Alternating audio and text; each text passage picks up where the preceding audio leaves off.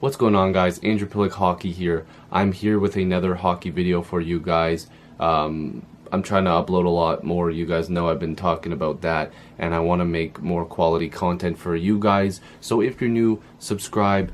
Hopefully you want to have some more hockey conversations with me and the amazing people who support this channel. A lot of great friends I've made on here. So yeah, today I'm going to be making a video on the top 3 teams that I see as the most improved in the offseason so far. This could change. You never know what could happen in August here and September before the season starts. Hell, even in October, you never know what could happen.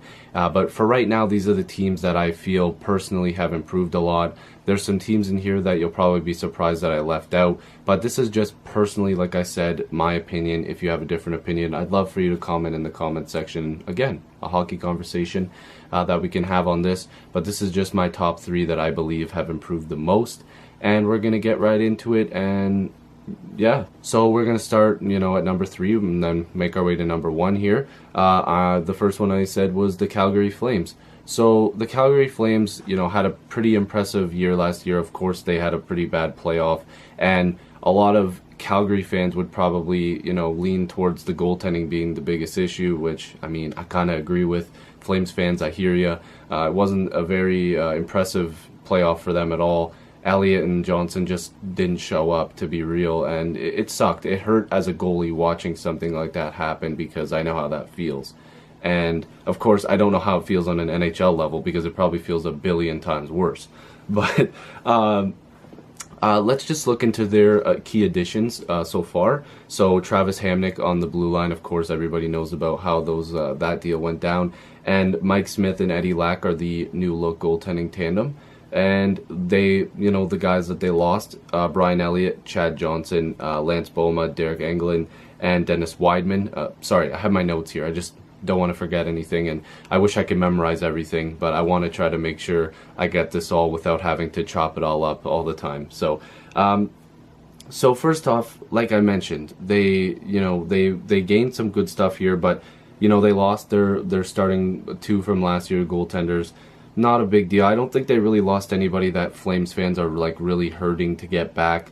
England, I'm not a big fan of. Boma, I don't mind Boma, and Wideman is a guy that I'm just not a big fan, to be real. They obviously improved their blue line here with adding Hamonic, and that's the first point that I want to bring up. Hamonic will eat a lot of minutes, and he is a shutdown type defenseman.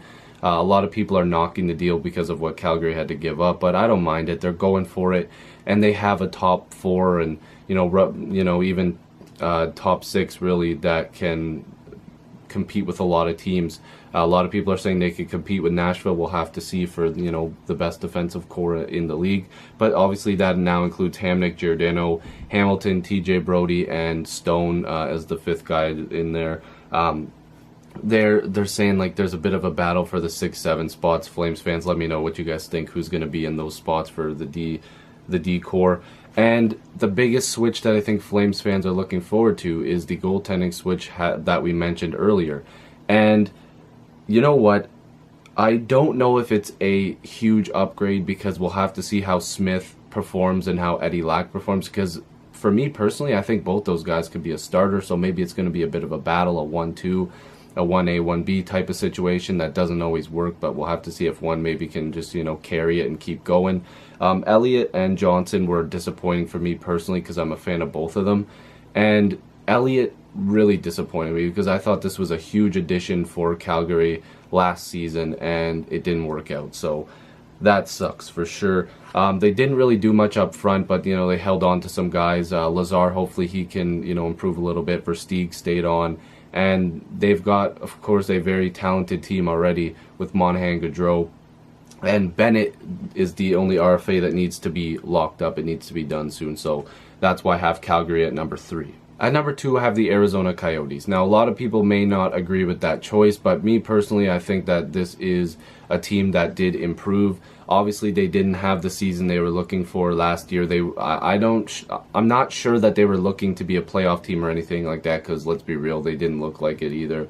But on paper, I think that they look better now. Strome is going to come up. I think he is going to do a good job for them. And of course, Clayton Keller is coming up as well.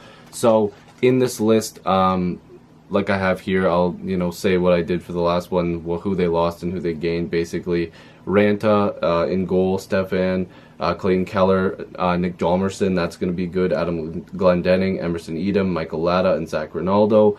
And they lost, of course, Mike Smith, Radim Vibrata, Connor Murphy, Anthony D'Angelo, and Shane Doan. And of course, that is the big one, along with Smith. Two big names that are gone out of Arizona. It's a new era. And of course, now Tippett is out of being the head coach of the Arizona Coyotes, and Rick Tocchet is in. Tocchet was spent the last 3 years with the Pittsburgh Penguins, of course, winning a couple Stanley Cups there, had a great relationship with Phil Kessel. Let's see what he can bring to the Arizona Coyotes. Hopefully he can connect with a lot of players in Arizona and make this team a better team. And Clayton Keller, like I mentioned, he's coming in. He is a Calder probably finalist. He's a possibility for that. And Ranta hopefully will bring a solid presence in goal. After Smith had a pretty decent year on a pretty bad team, they're looking for Ranta to really take over. And hopefully Stefan and Hjalmarsson will provide that veteran leadership that they need and provide some scoring and also, like I mentioned, leadership. Hjalmarsson has won 3 cups, so that's obviously huge.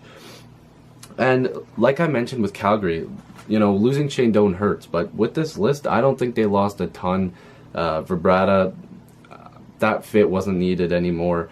And what they've brought in and the youngsters that are coming up, like Strome, like I mentioned, he's going to have to be good. Keller is going to be good. They're just going to have to come together and say, listen, this team is starting to grow. Maybe they look at the Leafs and say, hey, let's try to do something like that. And I think that there's a lot of talent there, and I think Ranta has something to prove as well in goal.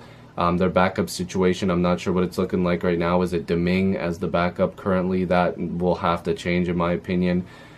They've got a lot of cap space as far as I'm concerned, or as far as I know, sorry. And this is going to be a team that I think can really do something eventually. And they've got a lot of young talent that can come up. Keller and Strome are going to be good, so I'm really looking forward to seeing that.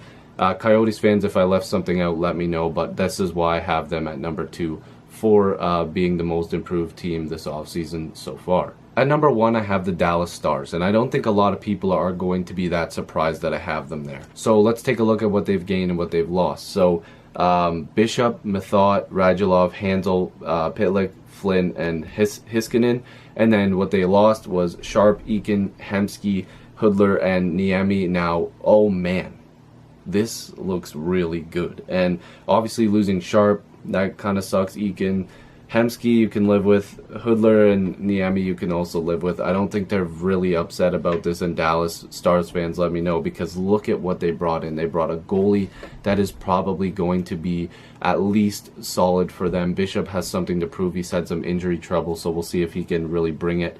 Methot is going to be good for Dallas as well, bringing in defensemen of his caliber. A lot of people would, stereotype him as maybe being a little bit overrated, but I think that he's going to be a good fit in Dallas. Radulov is going to bring the absolute big energy that this Dallas team desperately needs. And I think that this team, although having a really bad season last year, being like the second worst defensive team in the league, I think that they are going to improve with a guy like Radulov on the forward group there. I think that he's a pretty decent two-way forward. Hansel is, again, good depth, veteran leadership. He's going to score some goals for them, hopefully. Pitlick is a guy that I'm actually a fan of.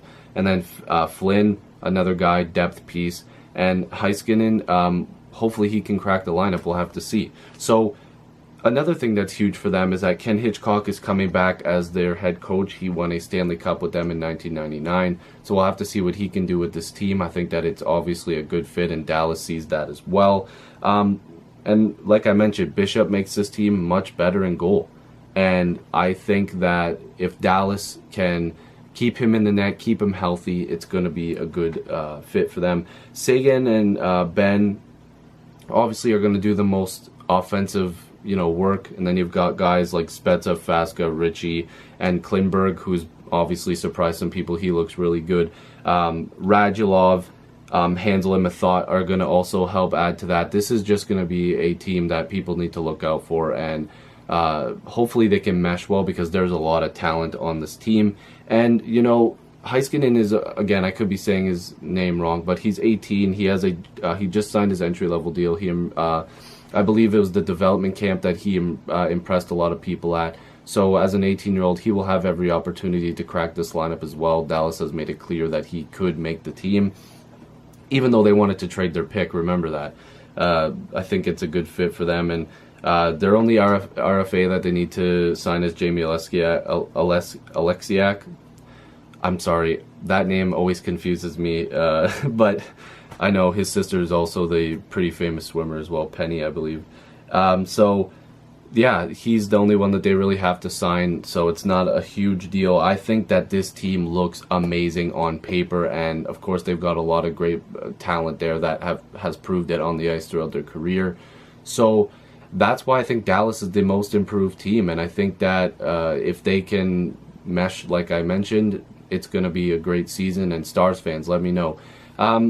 So yeah, that's going to be the video. That's the top 3 teams I think that have improved the most. I really wanted to mention teams like the Devils, the Flyers, and the Canes on here, but these were the teams that I chose as the most improved this offseason. So let me know what you guys think. Leave a comment, subscribe if you want to have more hockey conversations, and join the amazing people on this channel. And yeah, go support other YouTubers. I'll see you guys in the next video. Peace.